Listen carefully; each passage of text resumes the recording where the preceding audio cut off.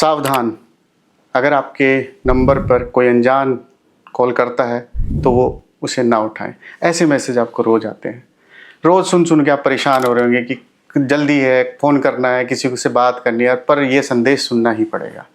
होता है ना आपके पास आती है? होता ही होगा, क्योंकि ये सरकारी स्कीम है, सबको बताना है कि आपको सावधान रहना है। तो आजकल आप देखते हैं, रोज़ अखबार में पढ़ते हैं कि पढ़े लिखे व्यक्ति की भी पॉकेट कट गई, उसके अकाउंट से भी ठगों ने बहुत सारे पैसे निकाल लिए, उसका अकाउंट खाली हो गया। एक प्रोफेसर था, एक इंजीनियर था, एक साइंटिस्ट था, और नहीं तो पुलिस वाले भी थे, कोई जज साहब भी हैं। तो सबकी जेबें आजकल कट रही हैं। क्यों? क्या ऐसी गड़बड़ हम करते हैं? तो मैं बताता हूँ इसके पीछे गड़बड़ क्या है। एक तो हमारा भोलापन, दूसरा हमारा लालच। क्या कभी ऐसा होता है कि कोई आपको फ्री फंड में 1 रुपया भी दे दे? मुझे तो नहीं लगता ऐसा होता है। तो बस ये साइबर सिक्योरिटी को ब्रेक करने वाले जो ठग होते हैं वो पहले सीधे सीधे आपको कोई लालच देते हैं। लालच में नहीं आओ तो आपको अपनों को खोने का डर दिखाते हैं। उसमें भी ना लालच में आओ तो वो आपको कहेंगे कि आपका कोई बच्चा, आपका कोई रिश्तेदार पुलिस ने पकड़ लिया है, कोई क्रिमिनल केस उसके ऊपर हो गया, उसे सल्टाना है तो आप ये करो। कभी आएगा कि कुरियर में आपकी कुछ ज्वेलरी आ गई है, आपको छुड़वाना है तो उसको इतने पेमेंट कर दो। और बहुत वैरायटी तरीके से लोगों को इन्फ्लुएंस किया जाता है। एक नई वैरायटी अभी थोड़े दिन में आई है कि कोई फौजी बन के आपको फ़ोन करेगा, कहेगा कि मैं फ़ौज में हूँ और मैंने कोई मकान किराए पे लिया था, उसमें थोड़ा सा ऊपर नीचे हो रहा है, मैं आपके अकाउंट में कुछ पैसे डाल देता हूँ, आप मुझे 2 रुपये भेज दीजिए जिससे मेरे पास आपका लिंक आ जाए, मैं आपको वापस कर देता हूँ। जैसे ही आपने उसे उसके QR पे 2 रुपये भेजे, वो सारे पैसे लेके उड़ जाएगा। तो बहुत तरह से वैरायटी तरीके से लोगों की जेबें खाली हो रही हैं। तो इसके लिए मेरे पास आपके लिए 2-3 टिप हैं, आप उसे यूज़ करेंगे तो आपका काम बन जाएगा। नमस्कार, मैं मनीष जैन, आपके चैनल लीगल मेंटोर से आज आपको 2-4 चीज़ें बताने आया हूँ कि कैसे अपने आप को साइबर ठगी से बचाया जाए। पहली बात, आप अनजान फ़ोन जो आते हैं उनसे कोई ताल्लुकात न रखिए।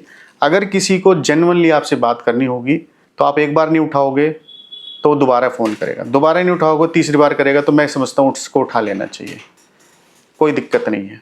हो सकता है ये ठग भी मेरी ये वीडियो देख के शायद 3 बार ना कर दे, लेकिन जनरली ऐसा है कि नहीं करते हैं क्योंकि उनके पास डेटा बहुत है, और डेटा उनके पास आता है जो आप कहीं ना कहीं अपना मोबाइल नंबर देते रहते हो, चाहे किराने की शॉप पे, चाहे मोबाइल की दुकान पे, या शॉपिंग मॉल में जाते हो, पता नहीं कितनी जगह आप अपने मोबाइल नंबर को शेयर करते हो। तो ये डेटा बिकने लग गया आजकल, आपको पता भी नहीं लगता कि कहाँ आपका डेटा पहुँच गया है। दूसरा, आप किसी ने कोई ऐप रेकमेंड कर दिया, आप उसे भी डाउनलोड कर लेते हो, उसमें भी आपकी सारी इन्फॉर्मेशन चली जाती है, और वो ऐप तो आपके मोबाइल का इंटरनल डेटा को भी उठा लेता है जो आपको पता भी नहीं रहता है। एक और बात यह है कि आप के फ़ोन में अगर मेरा नंबर सेव है और मैं कहीं थर्ड पार्टी फ़ोन कर रहा होता हूँ तो आप ये भी वेरीफाई नहीं करते, जब मनीष का नंबर आपके फ़ोन में है तो मनीष दूसरे नंबर से क्यों फ़ोन कर रहा है। हम इतना भी ध्यान नहीं देते, क्योंकि कई बार वो बात करेंगे कि मैं आपका पड़ोसी हूँ, मैं पैनिक हो जाऊँगा, आपका रिश्तेदार हूँ, आप पैनिक हो जाओगे। तो ये सिचुएशन भी उनके लिए बहुत अच्छी रहती है, जिसकी वजह से ये कर लेते हैं।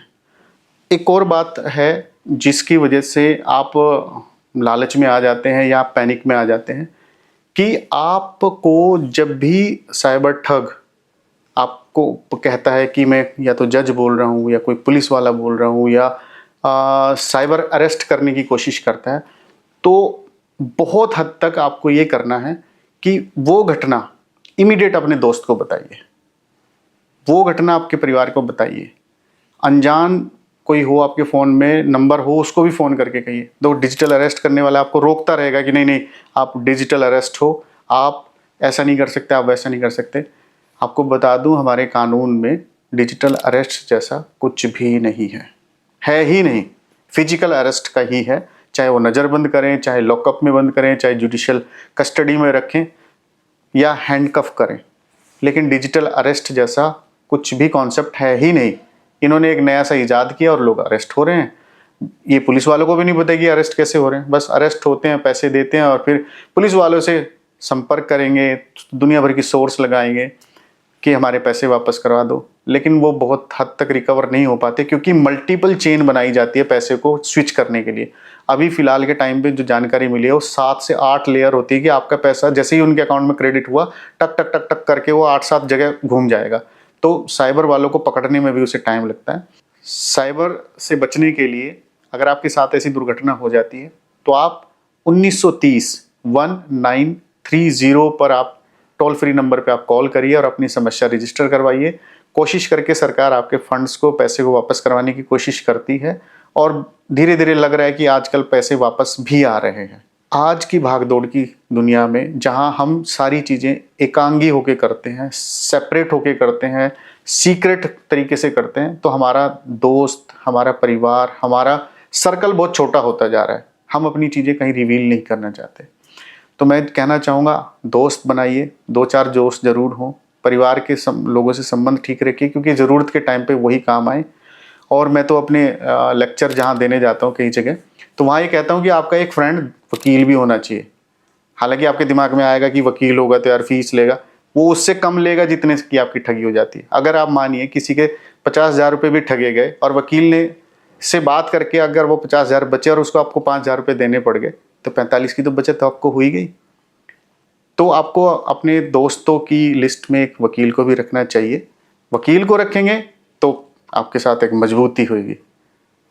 मैं एक प्रोफेशनल काम के लिए आपको नहीं बोल रहा हूँ, ये एक सच्चाई है क्योंकि उसे लॉ की जानकारी होती है, वो आपको असिस्ट करेगा और आपको किसी भी परेशानी से निकालने में वो सक्षम होता है। तो अपने दोस्तों के सर्कल में एक वकील को भी अपना दोस्त बनाइए, नहीं तो लीगल मेंटोर है ही है, यहाँ पे आपको हम कुछ ना कुछ असिस्टेंस ज़रूर देंगे। आप अपनी परेशानी हमें बताइए, जो भी बेस्ट पॉसिबल समाधान होगा वो भी आपको प्रोवाइड करवाया जाएगा। करेंगे कोशिश कि आपके साथ अगर कोई ऐसी दुर्घटना हो गई है तो आपके फंड्स वापस आ जाएं।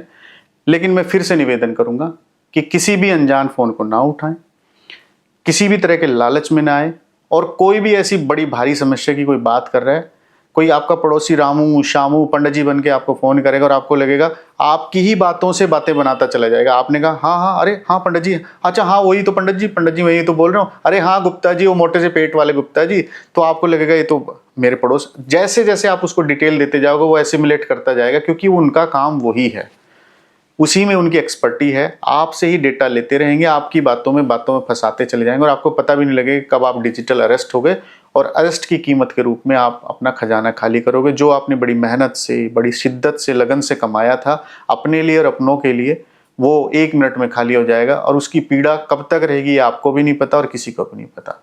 इसलिए सावधान होइए।